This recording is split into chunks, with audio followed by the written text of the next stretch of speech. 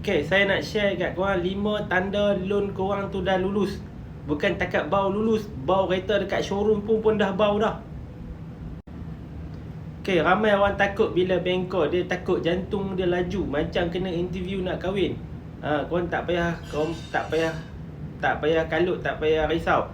Bila bank dah call, dah bagi tahu tanda ni, bermaksud korang dah ada harapan. Dah ada sinar dah. 5 tanda baik ni. Okay, nombor 1, bank call, dia tanya kedai korang kat mana. Kalau dia dah reject, dia tak tanya dah kedai korang kat mana. Dia nak tanya kedai korang kat sebelah 7E ke tak. Itu nombor 1. Nombor 2, bank call, bank tanya saving. Biasa kalau Alphard tu dalam 200k, bank kadang dia minta dalam 20%. 20% RM40,000. RM40,000 dia bukan minta korang transfer, dia minta korang screenshot saja. Yang ni tak boleh kelentong. Ini jangan kelentong. Korang pergilah pinjam duit kat member korang, lepas tu minta dia transfer sat, bagi cukup dalam RM40,000. Lepas tu korang screenshot, korang bagi kat bank. Itu kalau ada tanda tu, memang 99% dah approve lah tu.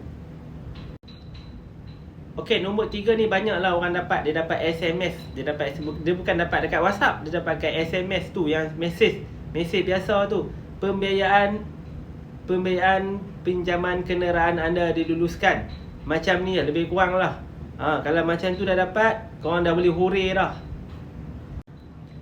Okay, yang keempat, saya yang akan bagi tahu. Kadang-kadang loan tu tak sign lagi, manager tak sign lagi. Tapi saya dah tahu dah loan tu approve. Tengok dalam sistem, dia akan remark for flat lah, apalah, memang dah lulus lah. Petang ni kadang manager bukan ada dekat office pun.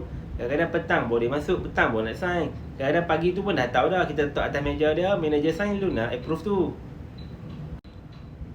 Okay, ni yang paling banyak lah. Bank minta, nombor 5, bank minta korang clearkan PTPTN.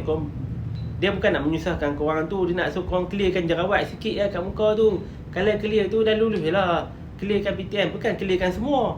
Dia sebut pembayaran sikit je bagi dapat surat slip tu. Pergi kat office PTPTN, buat pembayaran sikit je, 1,000 ke 1,500, dapatkan surat tu, settle lah. Cantik terus muka korang, tak ada jerawat. Okay, senang cerita, kalau bank call tu lulus lah, tak payah pening lah.